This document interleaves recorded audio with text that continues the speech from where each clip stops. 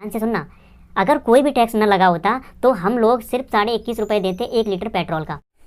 Hello YouTube. जब पूरी दुनिया में कोरोना आया था तो उस समय कच्चे तेल के जो दाम है ना वो एकदम बुरी तरह से गिरे थे। तो आप लोगों को मालूम होगा कि कच्चे तेल का इस्तेमाल सबसे ज़्यादा कहाँ होता है। अरे जाहिर सी बात है कि कच्चे तेल का इस्तेमाल सबसे ज़्यादा पेट्रोल और डीजल में होता है।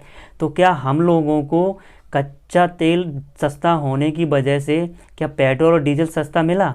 जाहिर सी बात है नहीं मिला, क्योंकि पूरी दुनिया में पेट्रोल और डीजल के पैसे तो घटाए गए लेकिन हमारे यहाँ नहीं घटाए गए। आइए जानते हैं कि हमारे यहाँ पेट्रोल और डीजल के प्राइस किस तरह से तय किए जाते हैं। देखो, कच्चे तेल जो होता है उसका हम इस्तेमाल सीधी अपनी गाड़ियों में नहीं कर सकते, क्योंकि उससे गाड़ियाँ चलेंगी भी नहीं, उल्टा ख़राब और हो जाएंगी। तो सबसे पहले कच्चे तेल का वहाँ से इंपोर्ट किया जाता है, जिन देशों में ये कच्चा तेल निकलता है। उसके बाद ये रिफाइनरी में भेजा जाता है। तो रिफाइनरी में इसको रिफ़ाइन करके पेट्रोल, डीजल और इसमें एलपीजी और हैवी ऑयल, साथ में केरोसिन भी निकाला जाता है। फिर उसके बाद इसको डीलर को दे दिया जाता है, जहाँ से पूरे देश में इसे डिस्ट्रीब्यूट किया जाता है।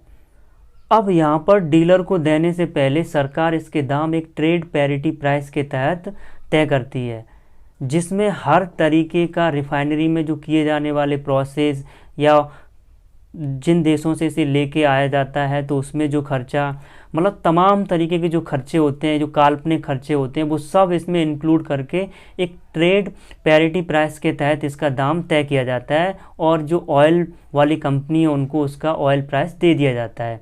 तो ये जो प्राइस है वो डीलर को देने से पहले का प्राइस है। डीलर यानी कि जो पेट्रोल पंप का मालिक। अब पेट्रोल पंप वाला फिर इसके ऊपर अपना कमीशन लगाता है। उसे लगाना भी चाहिए कमीशन, क्योंकि उसका भी खर्चा होता है। जब ये मार्केट में सेल किया जाता है तो उससे पहले जब डीलर के बाद इसे मार्केट में सेल करते हैं तो फिर उसके ऊपर सरकार अपना टैक्स लगाती है। आपको मालूम होगा कि पेट्रोल और डीजल को जीएसटी के दायरे से बाहर रखा गया है, इस पर जीएसटी नहीं लगती है। तो फिर पेट्रोल पर दो प्रकार के टैक्स लगाए जाते हैं।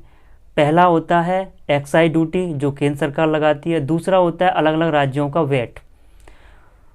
इसीलिए हमारे देश में ये पेट्रोल है ना वो अलग अलग स्थानों पर अलग अलग प्राइस में मिलता है, क्योंकि हर राज्य का अपना अलग अलग वैट होता है।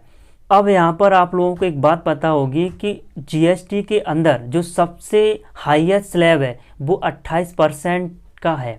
मतलब 28% से ज़्यादा का कोई भी टैक्स जीएसटी के अंदर नहीं है। यहाँ पर जीएसटी का 28% जो स्लैब हाईएस्ट है वो अगर पेट्रोल पे लगाया जाता तब पेट्रोल का पर लीटर प्राइस कितना होता। अब हम आपको बता दें कि जब रिफाइनरी गेट प्राइस आपका 18 रुपये और आपका लगभग 3.5 रुपये डीलर का कमीशन, तो कुल मिला के ये 21.5 रुपये के लगभग बैठता है।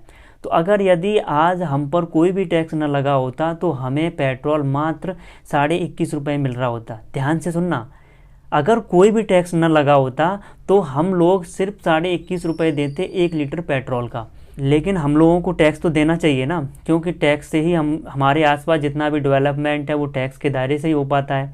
अब यदि जो 21.5 रुपये प्राइस जो आया है उस पर अगर हम 28% जीएसटी लगा दें तो हमको प्रति लीटर पेट्रोल का दाम मात्र 27.5 रुपये देना पड़ता। ये जो मैं आपको डाटा दे रहा हूँ वो मई 2020 का है। तब दिल्ली में 71 रुपये 26 पैसे पेट्रोल का दाम देना पड़ता था। अब इसमें टैक्स कितना है, यानी लगभग 50 रुपये का टैक्स है। यहाँ आपने देखा कि हमसे केंद्र सरकार और राज्य सरकारें कितने का पैसा वसूल रही हैं टैक्स के रूप में, 50 रुपये पर लीटर पेट्रोल पर। यानी टैक्स का रेट हुआ लगभग 175%, जो कि जीएसटी के हाईएस्ट स्लैब 28% का 6 गुना है। यदि यहाँ पर सरकार हम पर 50% का टैक्स लगा लेती तब भी हम लोग इसको 32 या 33 रुपये पर लीटर के दाम के हिसाब से दे रहे होते। और आज भी हम लोग इतना ही दाम दे रहे हैं, क्योंकि सरकार ने इस पर 175% का टैक्स लगा रखा है। अब डीजल का देख लेते हैं। तो डीलर को रिफाइनरी से मिलता है लगभग 19 रुपये में। इसमें डीलर का कमीशन वगैरह सब कुछ शामिल है। अगर इस पर टैक्स न लगाया जाता तो आज हमें डीजल मात्र 19 रुपये, लगभग 19 रुपये में मिल रहा होता। इस पर टैक्स कितना है? इस पर टैक्स है 48 रुपये।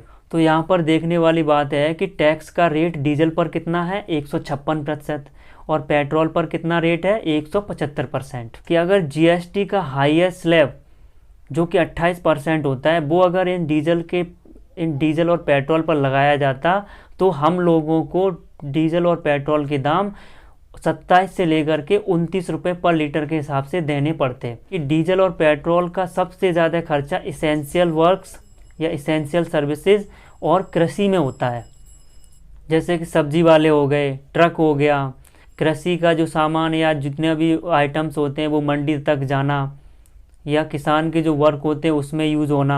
इस वक्त सबको मालूम है कि किसान की फसल का पूरा दाम नहीं मिल पा रहा है, और जबकि पूरी दुनिया में कच्चे तेल के दाम घटे हैं। यहाँ पर सरकार को इसका फ़ायदा देना चाहिए था, लेकिन सरकार कॉरपोरेट के टैक्स को बहुत जल्द से छूट में बदल देती है, और आम लोगों के ऊपर जो पेट्रोल डीजल के कच्चे तेल के दाम घटने से उन पे फ़ायदा मिलना चाहिए था, वो आम लोगों को नहीं मिला।